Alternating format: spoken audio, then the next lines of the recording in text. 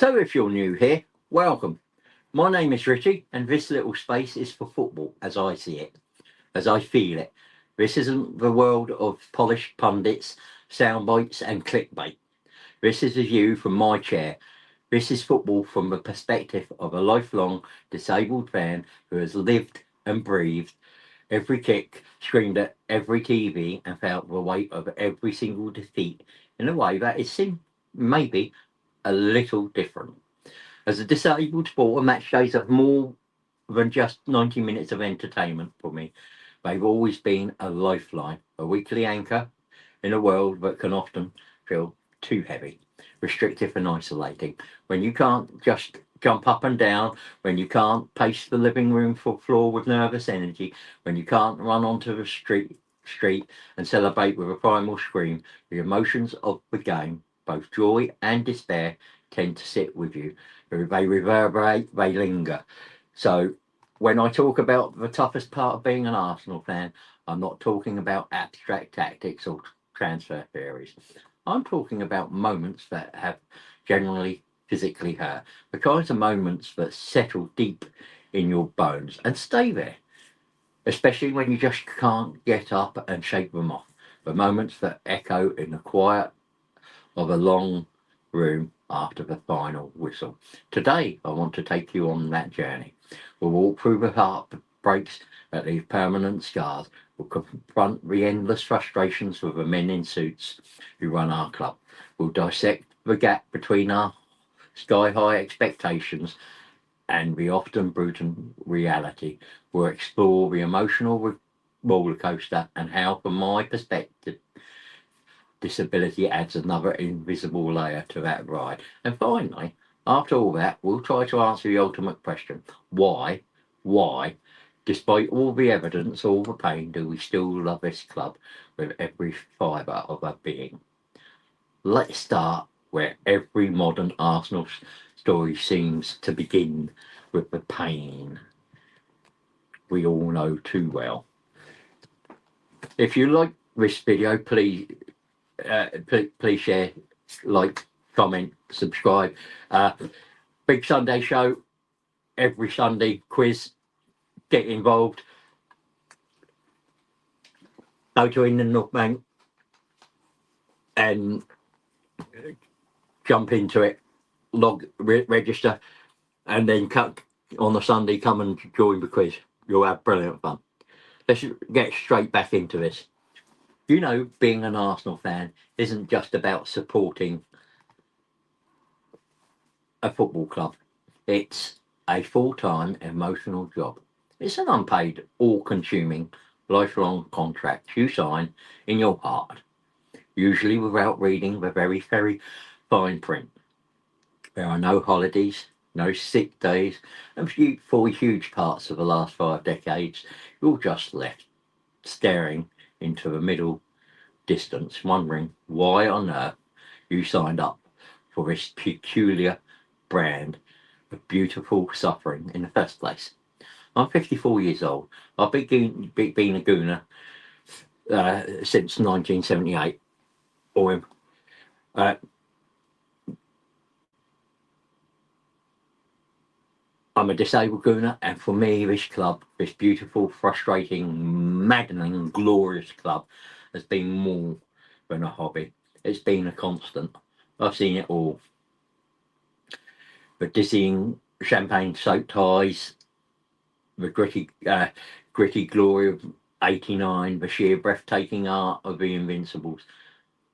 And I felt the other side, the gut-wrenching, soul-crushing heartbreaks, the near misses that sting way more than any thrashing, the slow, grinding erosion of the banter years, the false dawns that promised paradise and delivered only pain. And through all of that, for many years, I've held on to one brutal thought, a private confession I've never really said out loud, maybe not even to myself. Today, I'm not laying it all bare. What is the single toughest part of being an Arsenal fan? What's the unique agonising truth at the heart of this near half-century love affair. Stick with me, because I'm about to unpack those years of red and white obsession, straight from the heart. It's a long and winding road, filled with ghosts and glories, and I promise you, the answer isn't what you think it is. Let's be honest, we have to start with the heartbreaks, because at Arsenal, and as Arsenal fans, we don't just experience them, we collect them. We are connoisseurs of glorious cinematic failure. We specialise in it, don't we? It's not enough to simply lose.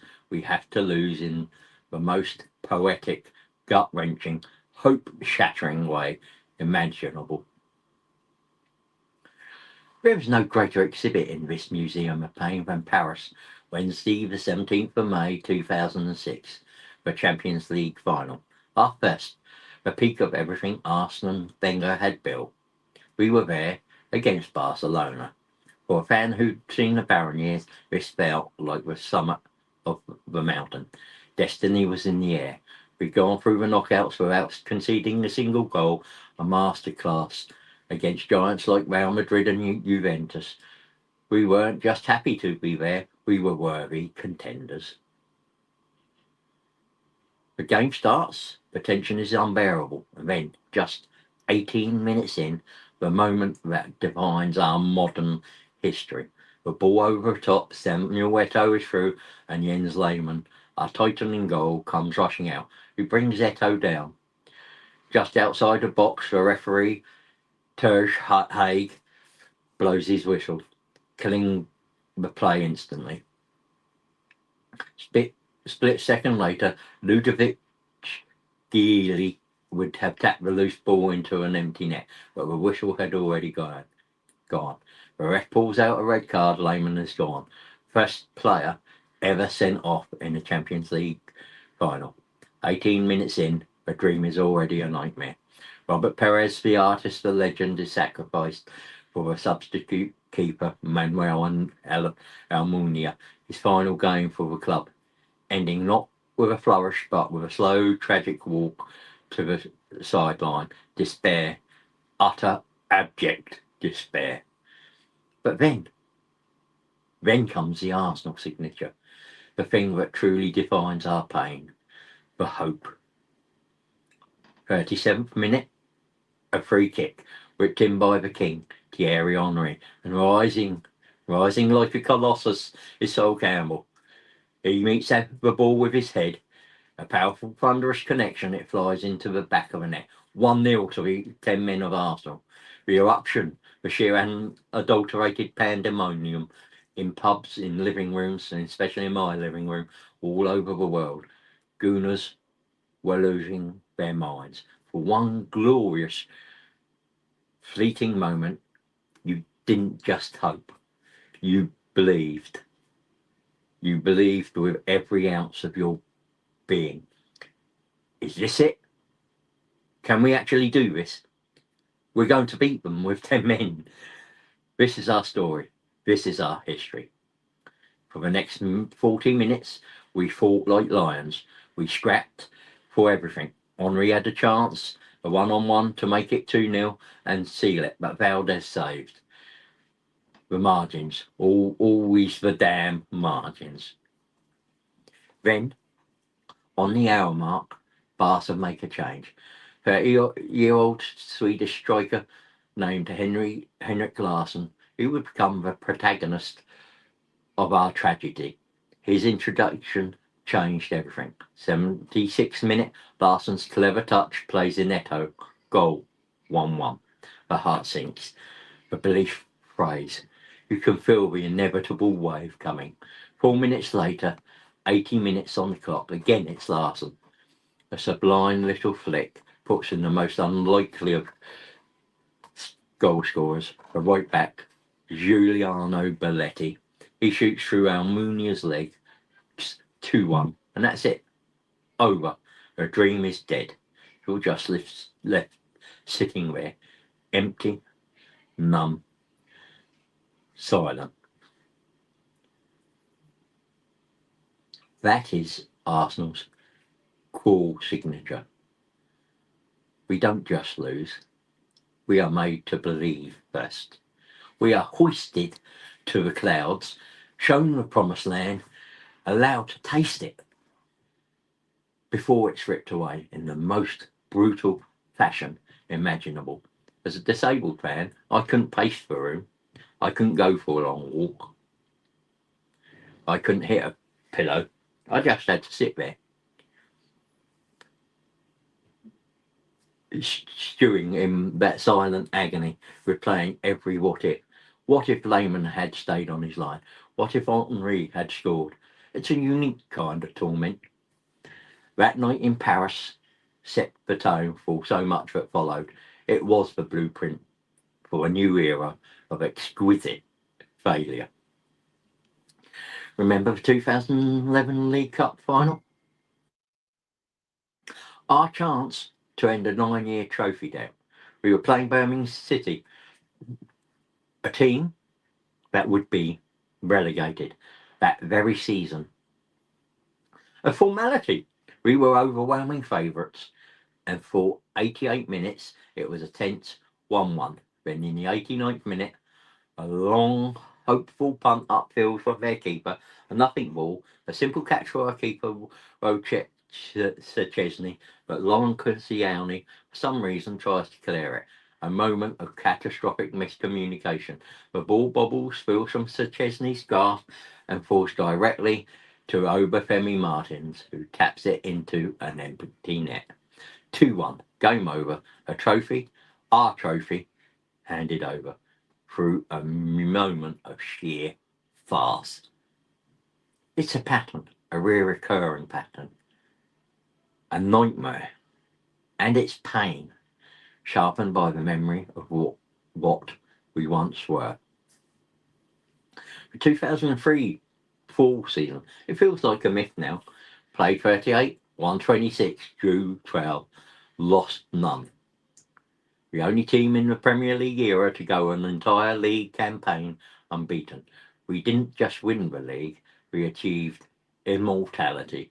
They gave us a special golden replica trophy because it was an achievement beyond normal success. Thierry Henry scored 30 league goals, the free-flowing magic of Bergkamp, Pires, Vieira. We clinched the title at White Hart Lane, the home of our fiercest rivals. It was football as art. It was perfection.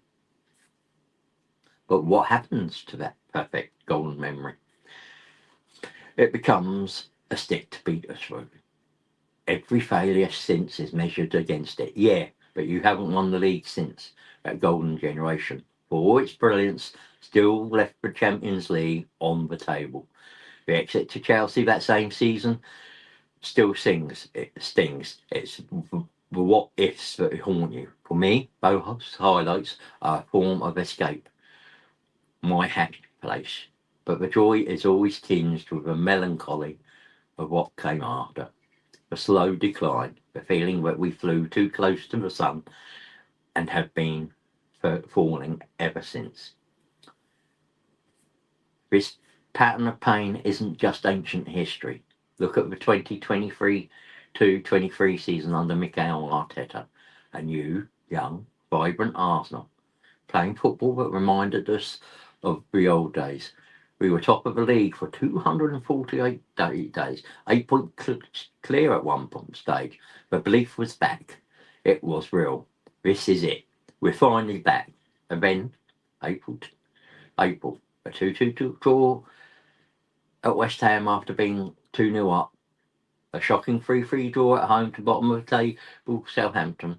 By the time we faced Manchester City, our spirit was frayed. They beat us convincingly, and our challenge crumbled to dust. The means appeared, bottlers, same old Arsenal, that familiar script. Played out for a new generation. It's always the hope that gets you in the end. I'm just going to have a quick drink. Sorry about this. Now, let's talk about something that makes the blood boil in a different way. It's not the sharp agony of a last-minute goal. It's the dull, chronic ache of feeling like your club, your identity is being slowly hollowed out. Let's talk about the ownership.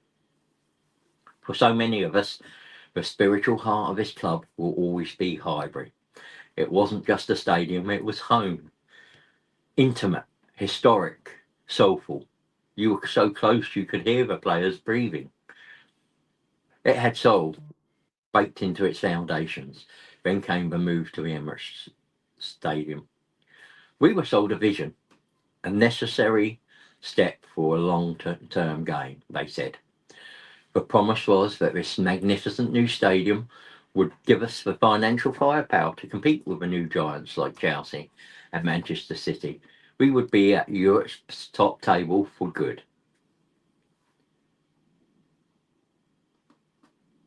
But what was the reality? A decade of austerity, sky-high ticket prices, some of the most expensive in the world, turning the match day into a rare luxury for so many. The reality was the mantra of the self-sustaining model. A corporate phrase, but to us fans meant a lack of ambition. And worst of all was watching our heroes, our captains, our best players sold off year after year. Often to our direct rivals. It was a production line of heartbreak. Cesc Fabregas, a captain and prodigal son, finally forcing his move back to Barcelona. He left in tears, his biggest regret being he never lifted a trophy as Arsenal captain. That felt like part of the club's soul being ripped up. Then, the ultimate betrayal. Robin van Persie, after he stood by him through years of injury, had one phenomenal season, scoring 30 league goals to drag us into the Champions League. Our captain, our talisman. That summer, he refused to sign a new contract, releasing a statement that publicly questioned the club's ambition before he was sold. Not just sold, but sold to Manchester United.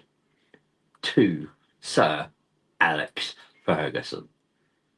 We had to watch as he scored the goals that won them the Premier League title the very next season. This period created a huge disconnect between the fans who bled red and white and the silent, distant ownership who seemed to view it all as a business on a ledger. The name Stan Kroenke became a lightning rod for this frustration.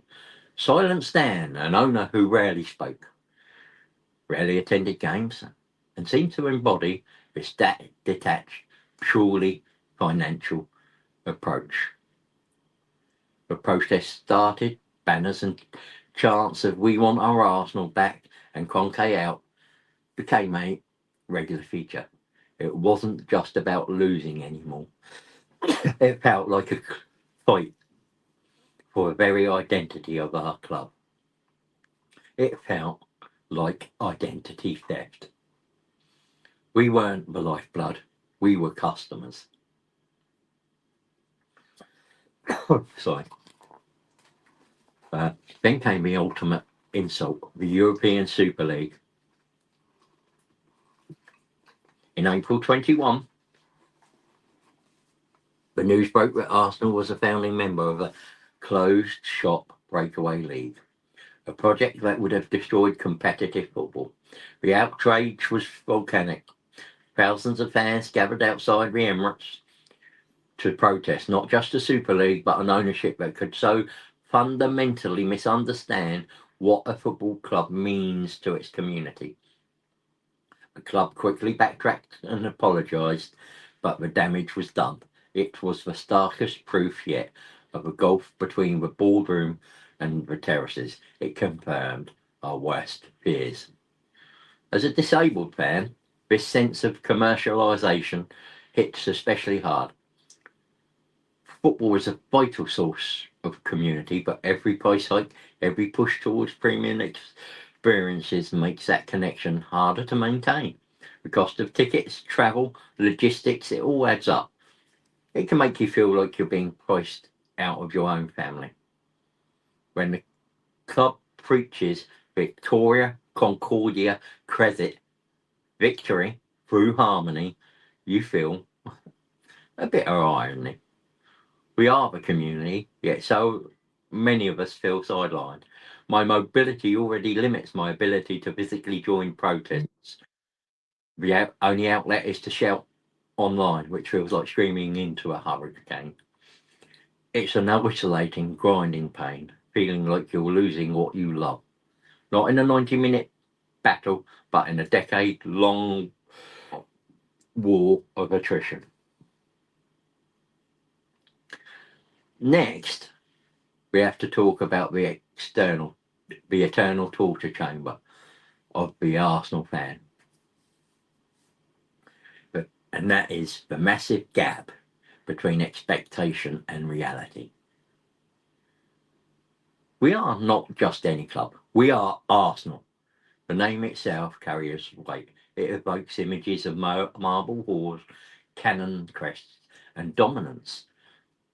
We're one of the giants of English football, a club with a history that drips with success, the club of the Invincibles, the club of Arsene Wenger's revolutionary empire. Our name is supposed to be mentioned alongside Manchester United and Liverpool. We're supposed to be footballing royalty. Because of that, every single season starts with the same thought. This is it. We're title challengers. Champions League football is the bare minimum.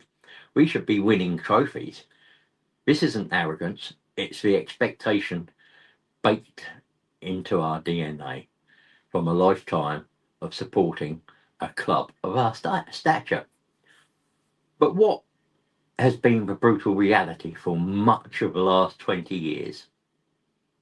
A trophy drought that stretched for 9 long years, a slow, humiliating slide from title contenders to a team desperately scrapping for fourth place, a feat our own manager at the time called a trophy. We swapped glorious Champions League nights against Real Madrid for a slog of Thursday nights in the Europa League. The online world has been merciless. We became the Vantage Club, a running joke. Fourth place trophy, specialists in failure. We had to endure taunts from our rivals. Even Spurs fans who, despite their own empty trophy cabinet, could point to a new stadium or a Champions League final as signs of progress, while we stagnated. This is the core of the torture. Holding both of these truths in your head at once is enough to drive you mad. The truth of our historic might versus the prolonged reality of mediocrity. It eats away at you. This conflict just doesn't affect our mood. It fractures the fan base. It turns us against each other. The great civil wars of the late Wenger era, Wenger in versus Wenger out, were born from this. One side, grateful for the glory he brought us, believing he could still turn it around. The other believing he was holding the club back. The arguments were vicious. They split friendships and made the atmosphere at the Emirates toxic. And that pattern continues. Arteta in or Arteta out. Bitter online wars over whether a player is good enough or signing was a waste of money. We spend so much energy fighting each other instead of our rivals. The opposition doesn't even need to mock us anymore. We do a pretty good job of it ourselves. This constant state of internal conflict is exhausting. it turns supporting your club from a joyous activity into a stressful, anxiety-inducing ordeal. You watch games not with hope, but with a knot in your stomach, waiting for a mistake that will justify one side's argument over the other. For fans like disabled fans like me, this is even more draining. Your energy is a finite resource. You don't have an unlimited supply to pour into anger and infighting. For me, I pour everything I have into those 90 minutes when the reality on the pitch falls so brutally short of the expectation up here in my head. The crash is harder. As I've said, there's no physical outlet, no way to burn off the frustration. It just sits there, a heavy weight on your chest. You're left with the deeper despair, the feeling that not only has the team let you down, but the entire institution you love is at war with itself, and you're caught in the crossfire. It's a weariness that goes far beyond a simple defeat. So let's talk about the emotional roller coaster. It's Arsenal's trademark. When you become a Gooner, you're strapped in to this ride against your will, and the safety bar comes down for good. There are no gentle slopes, only exhilarating climbs and stomach-lurching free-fall drops. One week it's the last gasp winner, Reece Nelson against Bournemouth. The Emirates erupts, pure bedlam. You're on top of the world. This is it. This is our year. This is destiny. The feeling is euphoric, a drug that can keep you going for days. But the very next week, you can drop points at home to a team battling relegation. A sloppy pass, a defensive error. You're left staring blankly at the screen. The silence in the room is deafening. And the question echoes in the back of your head. Why? Why do I do this to myself? Why do I let myself get carried away every single time? That's a universal experience. But as a disabled Gooner, that ride is rougher. The peaks feel just as high, but the troughs feel so much deeper. Match days are the highlight of my week. Those 90 minutes are my escape, my connection to a world of movement, passion, and collective joy that is often physically out of my reach. It's my release from the daily battles with mobility, with fatigue, with pain. The four walls of my home, my bedroom even sometimes. When we win, the euphoria is a powerful medicine. It lifts my mood for days. It gives me a sense of belonging. That is incredibly potent. But when we lose, especially in that typically Arsenal way, snatching defeat from the jaws of victory, the devastation is profound. There is no pacing the floor to walk off anger, no going to the pub with mates to drown the sorrows. There is just me, the silence of the room and the TV, now off, reflecting a tired, disappointed face. The errors, the missed chances, the collapse. They just replay in my mind on the loop. Arsenal Football Club has a terrifying, disproportionate power over my mental and physical well-being. I just can't switch it off. Over the years, I've learned there's a grim connection between the team's performance and my own body. A particularly gut-wrenching defeat can trigger a flare-up of my condition. The stress, the cortisol, the sheer emotional exhaustion, it all manifests physically. I've had days after a loss where the fatigue or pain is so bad I can barely move out of bed. I've had to miss appointments because of a football match has left me completely drained in those moments. I resent it. I resent how a group of millionaires kicking a ball hundreds of miles away can have such a real negative impact on my life. I resent how the club I love can unwittingly make the challenges I face every single day even harder. And yet, I always tune in for the next game. I can't help it because that passion, that connection, that hope that this time it will be different, that is my fire. It keeps me going, and that vulnerability, knowing I'm opening myself up to be hurt, not just emotionally, but physically, that for a long time is what I believed was the toughest part, to know the potential cost and to pay it anyway, week after week. But after all that, after decades, what is it? What is the single brutally honest truth I'm going to tell you? But first, I need to hear from you.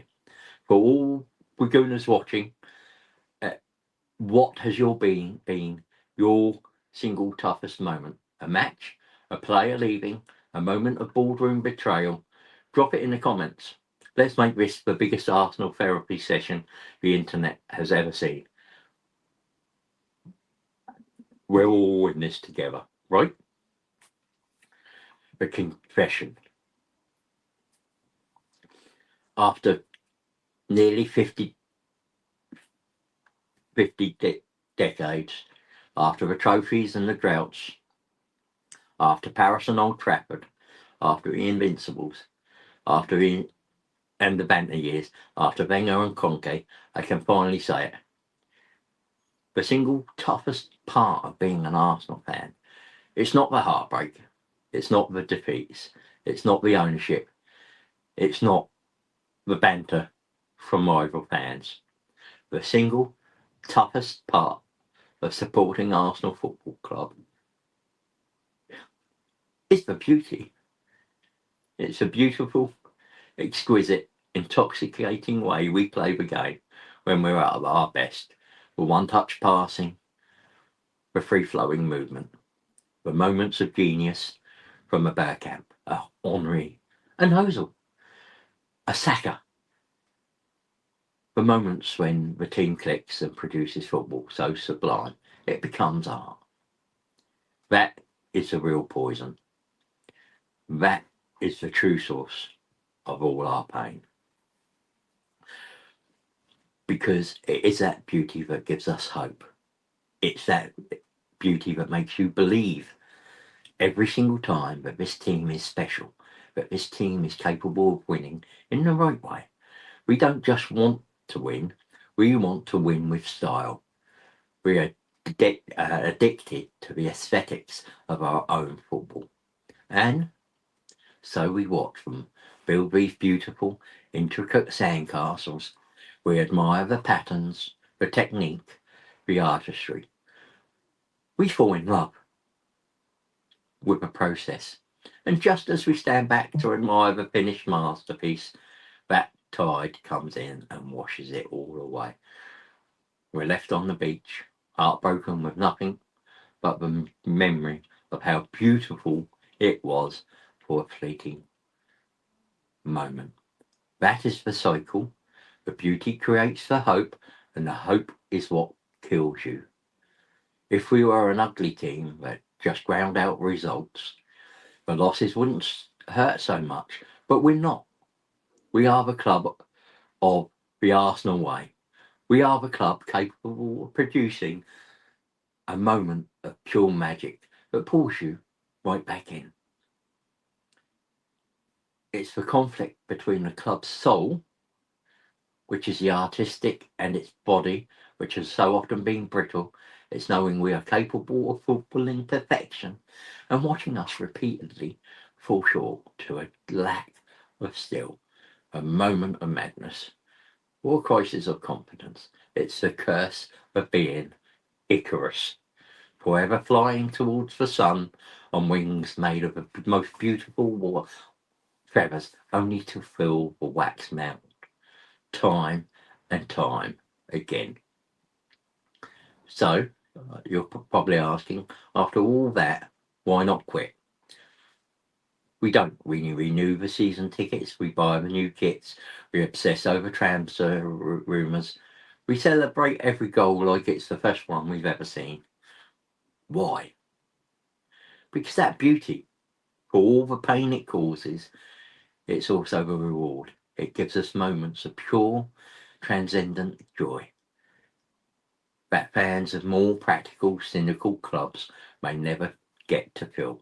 The silky genius of the Invincibles, the FA Cup wins that broke the drought, the recent resurgence under an old captain, watching a young team play with our DNA again. We feel the pain more deeply because we have seen the beauty so clearly. The darkness is only so dark because we know how bright the light can be. The pain, in a strange way, makes the joy more epic. A win feels better than a string of losses. A trophy feels monumental after a 9-year drought. Good times hit harder because we've been through the darkness. That's my raw, honest take. The confession of a 54-year-old disabled Gooner who has seen it all and felt it all. From the solitude of my